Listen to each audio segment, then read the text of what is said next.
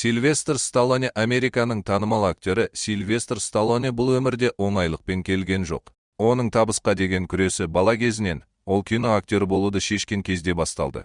Оның рөлдері қандай биіктерді бағындыратын мінез мықтылығының нанымды үлгісі. Бала кезінен бастап Сильвестр Сталлоне болашақта кім болғысы келетінін жақсы білді. Ол өзін тек актер ретінде көрді, ал басқа мамандықтар оған тартымды көрінбеді.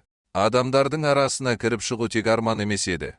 Сталлоне адамдарға пайдалы болғысы келді, оларды шабыттандырды.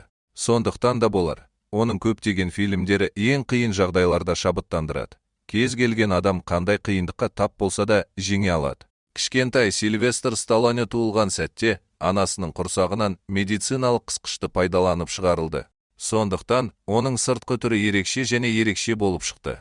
Сонымен қатар, туу жарақаты оның сөйлеуіне де әсер етті. Сталлоне нашар және түсініксіз сөйлейді. Бірақ мұның ешқайсысы Сталлонеге кедергі жасамады. Сталлоне нашар және түсініксіз сөйлейді. Бірақ мұның бәрі Сталлонеге оның тек актер болғысы келетініне және тек соны істеу керек екеніне күн өткен сайын сенімді болуына кедергі болмады.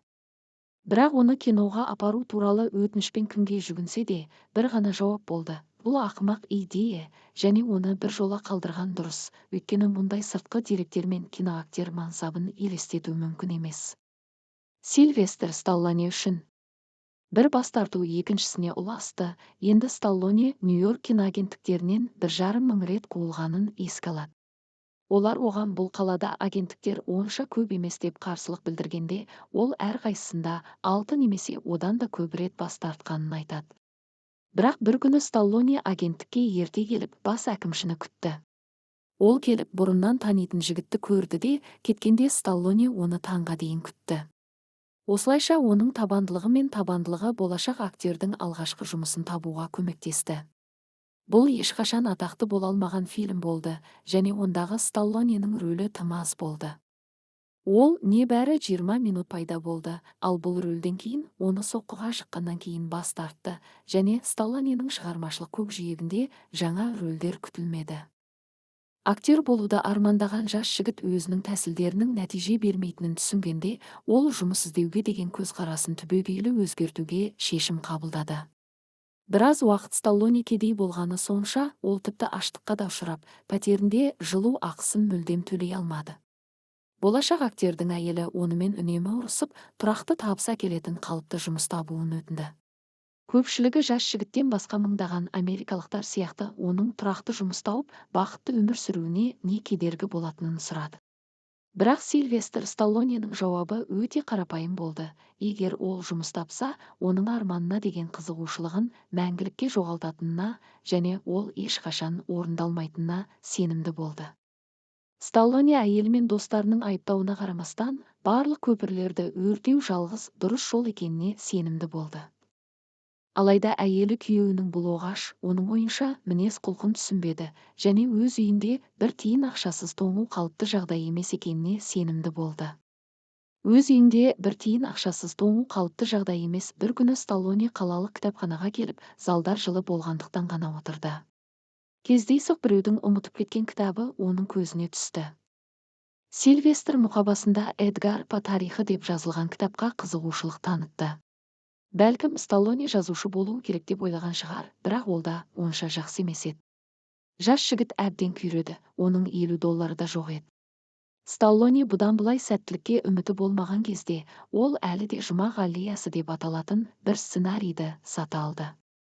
Одан кейін оны небәрі $100 сатып алып, көп жылдан кейін атағы шыққан Сталлоне осы фильмге түсті. Танымал актер Сильвестр Сталлоненің жадындағы өте қызықты естелік бүгінде сол қиын кезеңдерге байланысты. Олардың әйелімен қарым-қатынасы отбасында ақша болмағандықтан, әйелі күйеуіне деген өшпенділігін жасырмады. Содан кейін Сталлоне ең алдымен өзіне берілген итін жақсы көретінін түсінді. Және өз иесін сөзсіз сүюге қабілетті. Экзистенске мүлдем ақша қалмаған кезде, және Сталлоне тіпті итін тамақтана да алмаған кезде, ол үй жануарлары дүкеніне барып, оны сатуды шешті. Бар болғаны $25 алған Сталлоне дүкеннен жылап шықты, өйткені бұл оның ар-ожданымен жасалған мәміле болды. Нәтижесінде Сильвестр өзінің досын сатып жіберді, ал теледидардан ол төбелесті көрді. Чак Вебнер мен Мұхаммед Әли қатысты. Жекпе-жек аяқталғаннан кейін Сталлоне өз үстеліне отырып 20 сағат бойы үзбей жазды. Оның жұмысының нәтижесі толық сценарий болды. Автор бұл нақты сценарийдің сұранысқа ие болатынына сенімді болды. Сценарийді көрген көптеген режиссерлер оның ең жақсы емес, біршама ақымақ және болжауға болатынын айтты. Айтпақшы, Сталлоне осы сөздердің бәрін қағазға түсіріп, бір кездері ол әлемнің беделді кинематографиялық сыйлығы Оскар мүсіншесін алған сахнадан оқып шықты. Ол ұзақ жылдар бойы өте қиын жолмен жүріп келе жатқан үлкен жетістік. Бірақ мұндай қалаған және көптен күткен табысқа қол жеткізбес бұрын, Сталлоне тағы да жүздеген бас тартуларды естіді.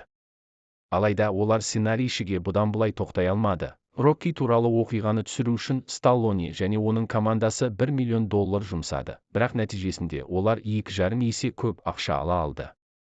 Сталлоненің басты қасиеті жеңіске деген сарқылмас ерік-жігері десек қателеспейміз. Қалағанына қол жеткізу үшін актер мен режиссер жерді кеміруге дайын. Кедергілердің алдында тоқтауға дағдыланбаған. Мысалы, Жер полицейі фильмінде ойнау үшін Сталлоне 30 келі салмақ қосуы керек болды, және көпшілігі оның болашақ мансабын алдын ала тоқтатты. Бірақ ол салмағын жоғалтып, қалыпты жағдайға оралды.